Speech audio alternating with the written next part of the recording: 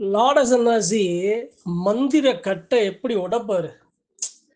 லாட சன்னாசினாலே எப்படி அப்படின்னா, சித்தர் அம்சத்தோட பில்லிகளையும், சூனியங்களையும், செய்வினைகளையும், ஏவல்களையும், காத்துகளையும், கருப்புகளையும், கட்டுக்கு எதிர்கட்டு, மந்திரத்துக்கு எதிர் மந்திரம், வினைக்கு எதிர்வினை அப்படின்னு குலதெய்வ எல்லையையும், குலதெய்வத்தை வணங்குற மக்களையும், அந்த குலதெய்வ எல்லையில இருக்க தெய்வங்களையும் பாதுகாக்கிற ஆகச் சிறந்த அதிகாரம் படைத்த மாபெரும் சக்தியுடைய அந்த லாட சன்னாசி இருக்கார்ல, எப்படி அவர் கட்டை உடைப்பாரு? மந்திர கட்டை எப்படி உடைப்பாரு? அப்படிங்கிறத இன்னைக்கு நான் அறிஞ்சத உண்மையான நிகழ்வுகளின் அடிப்படையில் அறிவு நண்பர்கள்ட்ட பகிர்ந்து கொள்ள ஆசைப்படுறேன். சரி, லாட சன்னாசிக்கு முதல்ல உகந்தது என்னப்பா? சாமி இருக்கட்டும், சாமி அந்த கட்டு உடைக்கிறது, தெய்வம்னாலே நம்மளை பாதுகாக்கிறங்கிறது ஊரறிஞ்சது, உலகறிஞ்சது. அப்ப அந்த லாட சன்னாசி அவர் என்ன விரும்புவாரு அப்படின்னா, அவர் ரொம்ப விரும்புறது பார்த்தீங்க அப்படின்னா சாம்பல். நம்ம அடுப்பு சாம்பல் இருக்கு பார்த்தீங்களா? அந்த அடுப்பு சாம்பல். சாம்பல் அந்த லாட சன்னாசி பரிபூரணமா வந்தாலே அவர் முன்னாடி சாம்பல் இருக்கணும். சாம்பல் வாசமும் அந்த சாம்பலோட அந்த சாம்பலை தன்னுடைய தேகத்துல உச்சந்தலையிலிருந்து உள்ளங்கால் வரையும் அதை எடுத்து அணிஞ்சுக்கிறவர், ஆடையா அணிஞ்சுக்கிறவர்.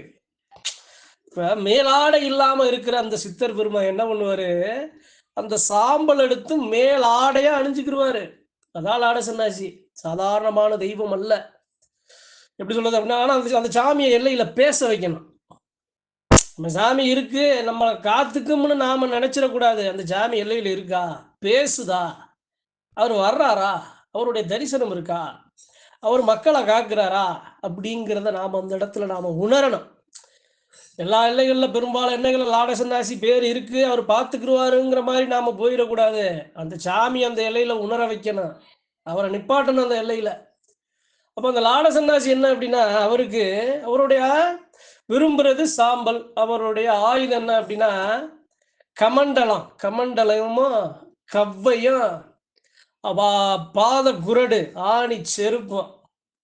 அப்ப அந்த அப்பேற்பட்ட அந்த தெய்வம் அந்த லாட சன்னாசியோட ஆயுதங்களும் சரி, அவருடைய தோற்றங்களும் சரி, அவருடைய சக்திகளும் சரி, இதெல்லாம் நாம எல்லாரும் அந்த அந்த தெய்வத்துக்கு பாத்தியப்பட்ட மக்கள் நாம புரிஞ்சுக்கணும்.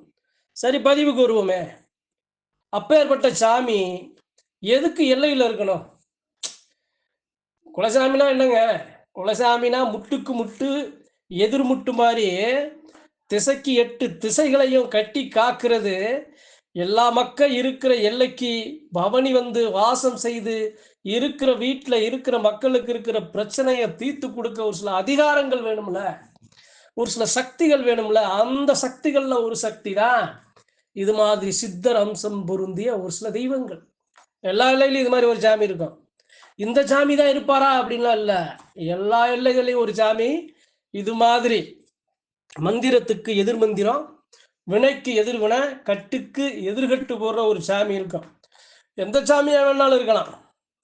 அந்த தாயி அந்த பேச்சு இருக்கலாம், ராக்கா இருக்கலாம், இல்லை அப்படின்னா அவர் நம்ம அக்னி வீரவத்தில் இருக்கலாம், அந்த தாய் தொட்டிச்சி இருக்கலாம், தூண்டி கருப்பு இருக்கலாம், இவர் நொண்டி கருப்பு இருக்கலாம், அந்த சுடலமான அந்த வன பேச்சு அந்த பிரம்ம சக்தி இருக்கலாம். இது மாதிரி அந்த எல்லையில ஏதாவது ஒரு சாமி இருக்கும் அந்த மக்களை பாதுகாக்கிறதுக்கு. சரி, அப்படி இருக்கிற சாமி இவர் எப்படி மந்திரக்கட்டை எப்படிங்க உடைப்பார்? மந்திரக்கட்டுனா என்னங்க? மந்திரக்கட்டுனா என்ன? மந்திரக்கட்டு எதுக்கு பயன்படுது? மாந்திரிக கட்டு எதுக்கு பயன்படுது அப்படின்னா 2 விஷயம். ஒன்று, தெய்வ சக்திகளால எனக்கு நான் லாபம் அடையணும், இல்ல அந்த தெய்வ சக்தி அந்த இடத்துல பேசாமல் அமைதியாக முடக்கப்படணும், இல்ல அந்த தெய்வ சக்தி திசை திருப்பப்படணும், இல்ல அந்த தெய்வ சக்தி அழிக்கப்படணும் அப்படின்னு ஜோடிக்கப்படுற அது போன்ற அந்த மாந்திரிகங்களை உடைக்கிற ஆக பெரிய சக்தி தான் இந்த மாதிரி லாட சன்னாசி ஐயா, லாட சன்னாசி மாதிரியான தெய்வங்கள். சரி, இவர் எப்படி உடைப்பாரு? இவருக்கு எப்படி தெரியும்? இவருக்கு எப்படி தெரியும் அப்படின்னா, அந்த கவ்வையும் சரி, அந்த கமண்டலமும் சரி, அந்த பாத குரடும் சரி, அவர் மேல் ஆடையில் அணிகிற அந்த சாம்பலும் சரி, இது எல்லாமே அவருடைய ஆயுதங்கள் எதுக்கு அப்படின்னா, இது மாதிரி வர்ற தீய சக்திகளை, மாந்திரிக கட்டுகளை, வினைக்கு வினைய உடைக்கிறதுக்கு தான் இந்த ஆயுதம் அவர் கையில வச்சிருக்குது. அந்த கமண்டலத்துல வச்சிருக்க தீர்த்தம் எதுக்குன்னு நினைக்கிறீங்க? மக்களை காக்கிறதுக்கு ஒரு பக்கம் இருந்தாலும், மக்கள்கிட்ட இருக்க பிணிய அகற்றி வெளியே எரியறதுக்கு, தோஷத்தை கழிக்கிறதுக்கு. அதே சமயம் அந்த தீர்த்தம் என்ன பண்ணும் அப்படின்னா, இருக்கிற எல்லையை சுத்தி ஒரு கட்டுப்பாட்டுல வச்சுக்கிறோம். அந்த கமண்டலம் என்ன தெரியுமா? இந்த ஒரு நெருப்பு பரவும் பாருங்க. ஒரு ஈர்ப்பு சக்தி இருக்கு பாருங்க. அது மாதிரி அந்த கமண்டலம். கமண்டலம் முன்னாடி போனாலே ஒரு பெரிய ஒரு ஈர்ப்பு சக்தி உருவாகும். அந்த சக்தியை மீறி எந்த ஒரு வினைகளும், எதிர் வினைகளும் அது உள்ள தாக்க முடியாது. இப்ப எப்படி சொல்றது அப்படின்னா, ஒரு பெரிய ஒரு வாள் இருக்கு அப்படின்னா, அந்த வாள் வீச்சுல கிடைக்கிற அந்த பளபளப்பு இருக்குல்ல, அந்த எதிர்ப்பு சக்தி, அந்த சக்தி அந்த கமண்டலத்துக்கு இருக்கும். அப்ப பாத குருடு என்ன? கட்டுக்கு அடக்க முடியாதத, தன்னாலேயே முடியல, தன்னுடைய சக்தியாலேயே முடியல அப்படிங்கிற பக்கத்துல அவர் என்ன பண்ணுவாரு, அந்த பாத குருடு மேல ஏறி நின்னாரு அப்படின்னா, 1 மடங்குக்கு 100 மடங்கு சக்தியா, மாபெரும் மலையா அந்த இடத்துல அவர் நிப்பாரு. அதான் பாத குருடு. ஒரு பெரிய ஒரு தீய வினைங்க, எதிர்த்து நிக்க முடியல. அது என்னதுன்னு கேட்குது, அசர வைக்குது அப்படிங்கிற பட்சத்துல அவர் என்ன பண்ணுவாரு, அந்த பாதவரோட ஆணி செருப்புல ஏறி நின்னு, அது மாதிரியான மாபெரும் வல்லமை, சக்தியை எதிர்த்து அடிக்கிற அந்த வல்லமை அவருக்கு கிடைக்காதான் அந்த இடத்துல பாதவரோட அவருக்கு இருக்கும். அப்ப லாட சன்னாசி எப்படி மந்திரக்கட்டை எப்படி உடைப்பாருன்னா, அதனுடைய அவர் வச்சிருக்க, அவர் சுத்தி வச்சிருக்க அந்த சாம்பல் இருக்குல்ல, அந்த சாம்பல் அப்படின்னா, அந்த சாம்பல் அவர் எரிஞ்சாரு அப்படின்னா, எந்த முகத்துக்கு எதிர்முகம் அந்த சாம்பல் கொடுக்கும். இது வருது, அதுபோலயே அதை சரி பண்ணணுங்கிற அந்த ஒரு வல்லமை அவர் எரியிற சாம்பல்ல இருக்கும். அவர் கொடுக்கிற சாம்பல்ல இருக்கும். லாட சன்னாசி யாராவது வந்துச்சாருன்னா, அவர் கையால போய் சாம்பலை வாங்கி வீட்டுல பூசுங்க, வீட்டுல வைங்க. இருக்கிற எல்லா வினைகளும், எதிர்மறை சக்திகளும் விட்டு நீங்கும், அகலும். நல்ல அழகான சக்தி உடையதா அந்த எல்லாம் மாறும். சரிங்க. உண்மையான நிகழ்வு சொல்லுங்க. நீங்க சொல்றதெல்லாம் சரிதான். லாட சன்னாசி மந்திரக்கட்டை எப்படி உடைப்பாரு அப்படின்னா, அவர் எப்படி அப்படின்னா, எந்த நேரமுமே பெரும்பாலான நேரங்கள்ல தியான நிலையிலேயே இருப்பாரு. அவருக்கு தெரிஞ்சிடும்.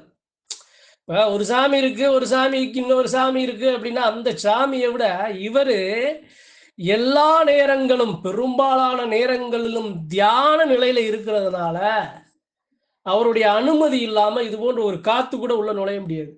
அப்ப அதுக்கு அத சரி பண்ற ஒரு கணம் அந்த தியான நிலையிலேயே இருக்கிறதுனால, எங்க எந்த மூலையில என்ன நடக்குது அப்படிங்கிறத அவரால கணிக்க முடியும். அதான் அவருடைய தோற்றமே, அந்த லாட சன்னாசியோட தோற்றமே அவருடைய தியான நிலையில தான் அவரே உட்கார்ந்தே இருப்பாரு. திருவுருவ சிலையாக இருந்தாலும். அப்ப என்ன காரணம் அப்படின்னா, அவர் எந்நேரமும் நம் மக்களை எல்லையை பாதுகாக்கிறாருங்கிறத உள்ளர்த்தனம். அந்த சாமியை பேச வைக்கணும். அதுதான் நம்ம குலமக்கள் செய்யற கடமை. அந்த சாமி அந்த எல்லையில பேச வச்சிடணும். அதுக்கப்புறம் அந்த சாமி பார்த்துக்கிறோம். எதுவாக இருந்தாலும் பிடுங்கி வெளியே எரியும். கட்டுனா என்னங்க? என்ன கட்டுனா உள்ள இருக்கிற மற்ற தெய்வங்களுக்கு ஏற்படுகிற கட்டு, சாமியாடி பெருமக்களுக்கு ஏற்படுகிற அந்த முடக்கு, சாமி பேசாம அந்த சாமியை பேச விடாம ஒரு சில பொருளால அந்த எல்லையை முடக்கிறது. அதே சமயம் சாமி அந்த சாமியாடி ஆடாம அவருக்கு ஒரு சில சாமியை ஆட விடாமையே அந்த சாமியாடியை சாக்கிற அவருக்கு ஏற்படுகிற இழப்பு. அதே சமயம் எல்லாம் அழிஞ்சு போறது. தெய்வத்தை வணங்க முடியாம, ஒன்று சேர முடியாம ஒற்றுமையை சிதைச்சு விடுறது. சாமியை கும்பிட்டாலும் பெரிய கலகம் வர்றது. சாமிக்கு நீ நானுன்னு அடிச்சு மல்லு கட்டி நிற்கிறது. நான் ஆடாத சாமியை நீ எப்படி ஆடுவ அப்படின்னு பல வினைகள்ல ஈடுபடுறது. எல்லாத்தையும் அடிச்சு உடைக்கிற ஆகப்பெரும் சக்தி தான் லாட சன்னாசி.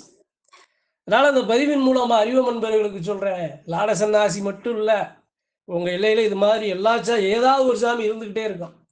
அந்த சாமியை பேச வைங்க, அந்த சாமிகிட்ட முறையிடுங்க, எல்லையை பலப்படுத்துங்க, அந்த சாமி பார்த்துக்கிறங்க.